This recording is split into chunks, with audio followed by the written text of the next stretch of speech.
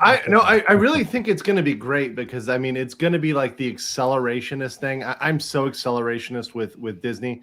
It just needs to run itself into the ground that way. So I mean I'm ready for it. I'm excited. I'm pumped up. Hi, Lauren. Indeed. And Lauren is Hey, here Lauren. from What's up, Lauren? thatparkplace.com. So we're just kind of getting into the Star Wars stuff. And I guess since we kind of have a full screen here, look, everybody knows what was announced. Let's we got the Rey movie that was officially announced that we told everybody was coming. It's here. First thing out of the gate, I told y'all a few weeks ago because I kept getting all these crazy questions about the Acolyte, people posting on my Twitter, people posting on my YouTube videos asking me, is the Acolyte actually a real show, or it's this, it's that, this is going on? I'm like, no, it's real. It's been filming in Shinfield Studios by everything that we know. It's been filming in Shinfield Studios since November. I said they will. I said I bet you they'll be at Star Wars Celebration because Shinfield is literally 40 miles away from downtown London, where Star Wars Celebration was. First thing out of the gate, Thursday morning, where the first day of Star Wars Celebration, the big old panel for the Acolyte showed up. They played a clip. It's on YouTube. I know they didn't publicly release it, but it's leaked. It's all over the place. Oh, yeah. And it's there. It's coming next year. I will say the clip they showed, to its credit, forgetting who's doing the show, forgetting not having any idea how the show is going to roll in terms of its writing. Visually, it looked kind of cool to see what looked like Chinese martial arts, old school Jedi, force pushing, flipping. I mean, it looked like Carrie-Anne Moss looked like when she was doing stuff from the Matrix again as a Jedi, and it looked kind of cool. I don't know if it's actually going to turn out to be a good show or not. I have my doubts considering everything we've gotten up to this point. But like I said, visually what I saw, I'm like, all right. I mean, it's going to get people's attention. I'm going to be honest with you. I'm with the people in chat. It's dead on arrival. I agree. I don't think anybody's going to care. I have a serious question. Oh, no, I'm not saying people are going to watch it and flock to it, folks. That's not what I'm just saying. That like what I saw visually, I was like, that looks kind of cool. I don't think it's going to go anywhere, but I do have a serious question to ask, though.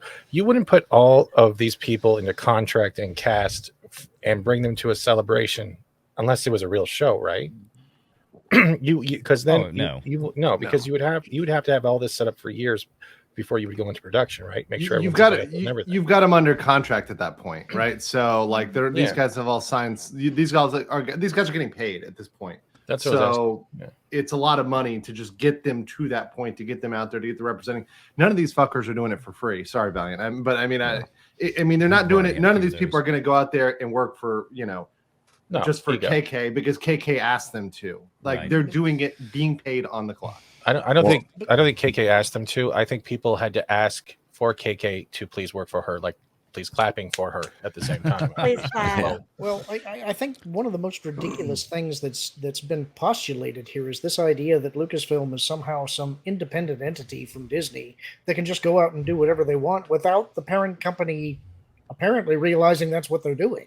The idea that somehow they're just creating things and that money is somehow being shuffled around without the parent company knowing anything about it, that's not how corporations work. Mm-hmm. No, and I mean, people saying in the chat still, I see the show's not going to get made. It's already made. Yep. They've been filming for 5 months at this point, folks. I don't know where this keeps coming from. That people keep posting this kind of stuff, but it's done. They've got about 4 weeks left of principal photography, and then it's going into post-production. Mm-hmm. You had the CEO of the Walt Disney Company walk out on stage for Morgan Stanley and completely without any prompting talks about shows coming to Disney Plus and says, "Oh yeah, I saw some footage of the show called The Acolyte for Star Wars. It's coming to Disney Plus in 2024." 2 weeks later, they played that footage at Star Wars Celebration. We all saw it. It's on YouTube. You can go look it up. It's done. I mean, it's not going to get made. It's made. Yeah. Right. And so there are some movies potentially that if they run into production problems while they're in pre-production, that kind of stuff could be canceled or shuffled around.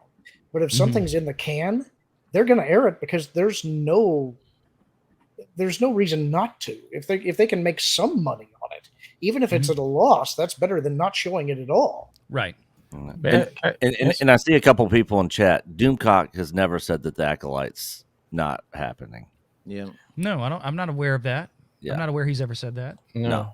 Lauren, can I ask you a question? Because you are like the lore master here next to Nick when he gets awake, because I know he's had a long weekend. What were your thoughts over, like, not just the Acolyte, but the Skeleton Crew and Ahsoka and everything else being announced? Like, I know after the Mandalorian episode, you were kind of like, ugh. Yeah, I've been a little hot this weekend. You might have noticed if you've been following my Twitter at all. So Sports the Illustrated. The Acolyte surprised me a little bit because it looked better than I expected it to look. I think I was seeing the same thing that the Valiant's calling out, is that at least the stunt work looked good. Now, one of the things that was kind of hard to tell from the footage, and I'm speculating here, but it looked to me like it was more in the vein of an Andor than, say, a Mandalorian, because it looked to me like these were real sets that they were on. So the production values, in the grainy footage at least, looked like they were fairly good. On the other hand, I guarantee you, the Acolyte is it's not going to work. You've got a Wookiee in a bathrobe, and you've got the High Republic. It's the High Republic era. It's like Rey times 100. This is the Jedi supposedly in their enlightened golden age. Lauren, you didn't notice? Okay, you're talking about the Wookiee that was wearing the bathrobe and is holding the orb, right? Dude, he was a Wookiee cosplaying as an Ood from Doctor Who. When it comes to like Ahsoka, I mean, I would love to believe in Ahsoka, especially because you've got Thrawn there. But to me, Ahsoka was kind of shocking when they showed that trailer, because the VFX to me looked like they were shoddy. It looked to me like they were unfinished. It looked animated. Yeah, and it's possible that those are temp effects, and I hope they are, because if they're not, this is not going to look good. Baloney, kids. I've been warning you about it. Usually, I don't know if you'd see temp effects. See, like I could understand, and just from a comparative standpoint, right? I could understand temp effects in something like the footage that they release only at the event, like the Acolyte trailer, the teaser trailer, because that wasn't designed to be put on YouTube for prime time. Now, of course, people were in there with their cell phones videoing the thing, and they leaked it out there. That's how we got to see it. But the Acolyte was a trailer that instantly dropped on YouTube in tandem with the release at Celebration. So you would expect that they would deliberately finish and polish the effects in that trailer, because that is a formal trailer that somebody paid a lot of money to have put together and put out there. I would normally agree. There's only one reason why I think they might be temp, and that is they had to announce things at this Celebration. Yeah. We knew they were going to try and have something out there to announce. I think we all kind of thought it was phony baloney when we first started hearing that they were going to announce 3 movies, but they had to announce stuff. So I could see them maybe pushing some temp stuff, as long as they could skate by when the show's ready to launch. I think the biggest problem with Ahsoka is that it's not going to be heir to the Empire. I don't care if they drop that line in the trailer. I love the fact that they hired Lars Mikkelsen to play Thrawn. I think he's got the right voice, he's got the right look, but it's not going to be heir to the Empire. So I don't think this is going to work. It's the same problem with Rey. You can't transfer the accomplishments from the people who actually lived these adventures to Lucasfilm's creators' pet characters. That it's a stolen valor case. Let's see. You asked me about one other. There was the Acolyte. There was Skeleton Crew. Well, Skeleton Crew, yeah, they showed I think, didn't they show something? It was just, it didn't make it to primetime YouTube. It was a leaked trailer. That's what they showed, and we watched it. And Lauren, have you seen it? Yeah, I think to me, Skeleton Crew was the biggest question mark, because there was not a lot of footage there. It did look to me like what we've heard is it's going to be kind of Lost in Space, Goonies kind of a thing, and I did get a Spielberg vibe off of it. Early 80s kind of E.T. kind of a thing. But it also looked to me like maybe that they're going more sci-fi than space opera. But until we know more about what the story is, I don't know that you can judge it. How many crappy little side things are they doing with this? Holy cow! They have to fill out a lot of space on Disney Plus. That's what's going on. The other thing,